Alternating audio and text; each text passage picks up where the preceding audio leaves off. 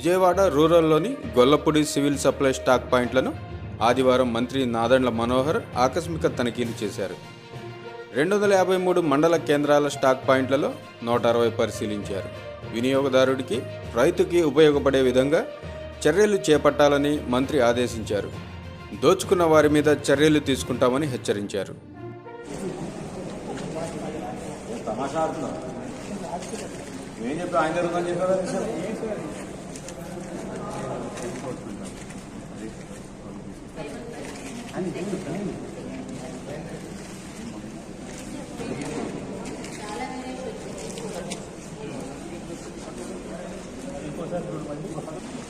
Sometimes calibration calculation, check the calibration one.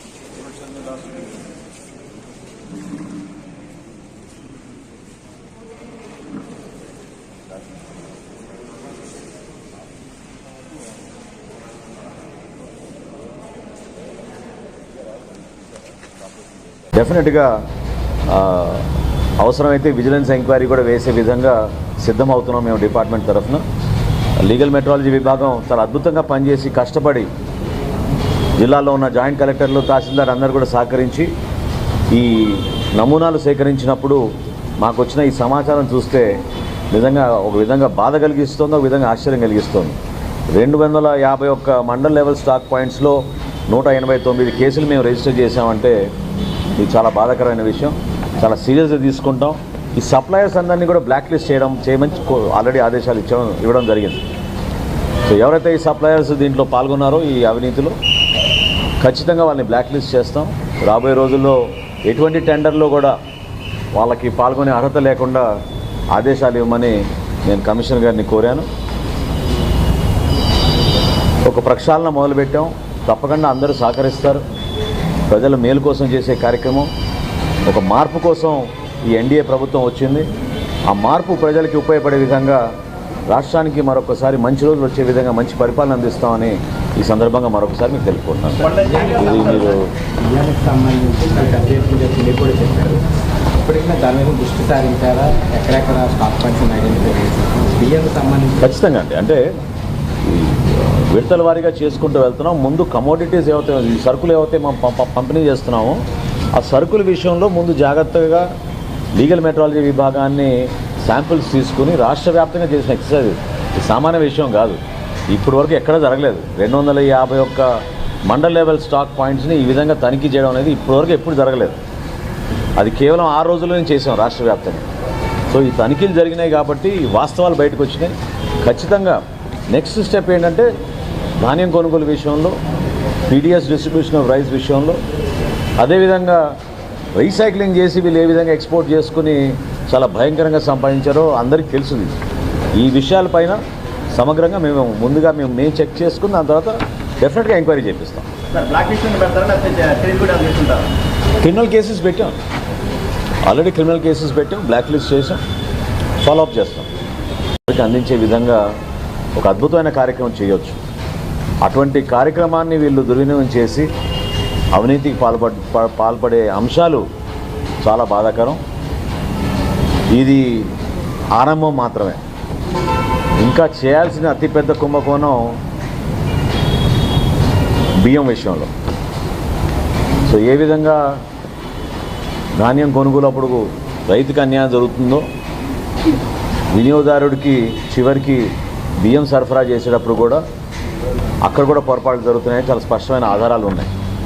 వాటిపైన దృష్టి సారిస్తాం. ముందుగా ఈ కమోడిటీస్ ఏవైతే సామాన్యులకు అందుబాటులో తీసుకురావడానికి మేము అందిస్తున్నామో వాటిపైన ముందు చెక్ చేద్దామని చేసాం. ఇక్కడనే చాలా స్పష్టంగా మాకు ఈ తేడాలు కనపడుతున్నాయి.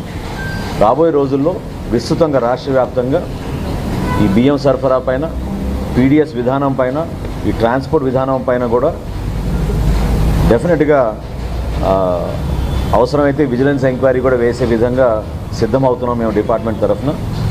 లీగల్ మెట్రాలజీ విభాగం చాలా అద్భుతంగా పనిచేసి కష్టపడి జిల్లాలో ఉన్న జాయింట్ కలెక్టర్లు, తహసీల్దార్ అందరూ కూడా సహకరించి ఈ నమూనాలు సేకరించినప్పుడు మాకు వచ్చిన ఈ సమాచారం చూస్తే నిజంగా ఒక విధంగా బాధ కలిగిస్తుంది, ఒక విధంగా ఆశ్చర్యం కలిగిస్తుంది. 251 మండల్ లెవెల్ స్టాక్ పాయింట్స్లో 189 కేసులు మేము రిజిస్టర్ చేసామంటే ఇది చాలా బాధాకరమైన విషయం. చాలా సీరియస్గా తీసుకుంటాం. ఈ సప్లయర్స్ అందరినీ కూడా బ్లాక్ లిస్ట్ చేయమని ఆల్రెడీ ఆదేశాలు ఇవ్వడం జరిగింది. సో ఎవరైతే ఈ సప్లయర్స్ దీంట్లో పాల్గొన్నారో ఈ అవినీతిలో ఖచ్చితంగా వాళ్ళని బ్లాక్ లిస్ట్ చేస్తాం. రాబోయే రోజుల్లో ఎటువంటి టెండర్లో కూడా వాళ్ళకి పాల్గొనే అర్హత లేకుండా ఆదేశాలు ఇవ్వమని నేను కమిషనర్ గారిని కోరాను. ఒక ప్రక్షాళన మొదలుపెట్టాం. తప్పకుండా అందరూ సహకరిస్తారు. ప్రజల మేలు కోసం చేసే కార్యక్రమం, ఒక మార్పు కోసం ఈ ఎన్డీఏ ప్రభుత్వం వచ్చింది. ఆ మార్పు ప్రజలకి ఉపయోగపడే విధంగా రాష్ట్రానికి మరొకసారి మంచి రోజులు వచ్చే విధంగా మంచి పరిపాలన అందిస్తామని ఈ సందర్భంగా మరొకసారి మీకు తెలుపుకుంటున్నాను. ఇది మీరు బియ్యానికి సంబంధించి మీరు కూడా చెప్పారు. ఇప్పటికైనా దాని మీద దృష్టి సారించారా?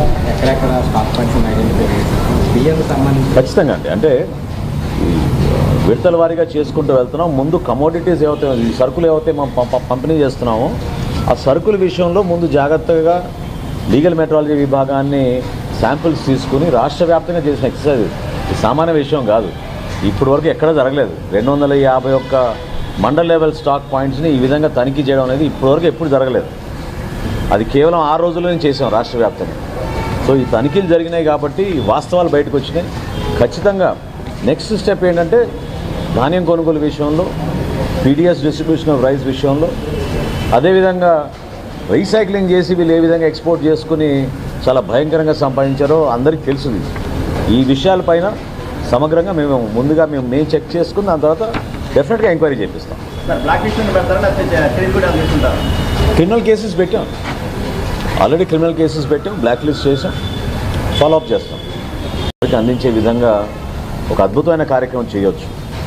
అటువంటి కార్యక్రమాన్ని వీళ్ళు దుర్వినియోగం చేసి అవినీతికి పాల్పడే అంశాలు చాలా బాధాకరం. ఇది ఆరంభం మాత్రమే. ఇంకా చేయాల్సిన అతిపెద్ద కుంభకోణం బియ్యం విషయంలో. సో ఏ విధంగా ధాన్యం కొనుగోలు అప్పుడు రైతుకి అన్యాయం జరుగుతుందో, వినియోగదారుడికి చివరికి బియ్యం సరఫరా చేసేటప్పుడు కూడా అక్కడ కూడా పొరపాట్లు జరుగుతున్నాయి. చాలా స్పష్టమైన ఆధారాలు ఉన్నాయి. వాటిపైన దృష్టి సారిస్తాం. ముందుగా ఈ కమోడిటీస్ ఏవైతే సామాన్యులకు అందుబాటులో తీసుకురావడానికి మేము అందిస్తున్నామో వాటిపైన ముందు చెక్ చేద్దామని చేసాం. ఇక్కడనే చాలా స్పష్టంగా మాకు ఈ తేడాలు కనపడుతున్నాయి. రాబోయే రోజుల్లో విస్తృతంగా రాష్ట్ర వ్యాప్తంగా ఈ బియ్యం సరఫరా పైన, పీడిఎస్ విధానం పైన, ఈ ట్రాన్స్పోర్ట్ విధానం పైన కూడా డెఫినెట్గా అవసరమైతే విజిలెన్స్ ఎంక్వైరీ కూడా వేసే విధంగా సిద్ధమవుతున్నాం మేము డిపార్ట్మెంట్ తరఫున. లీగల్ మెట్రాలజీ విభాగం చాలా అద్భుతంగా పనిచేసి కష్టపడి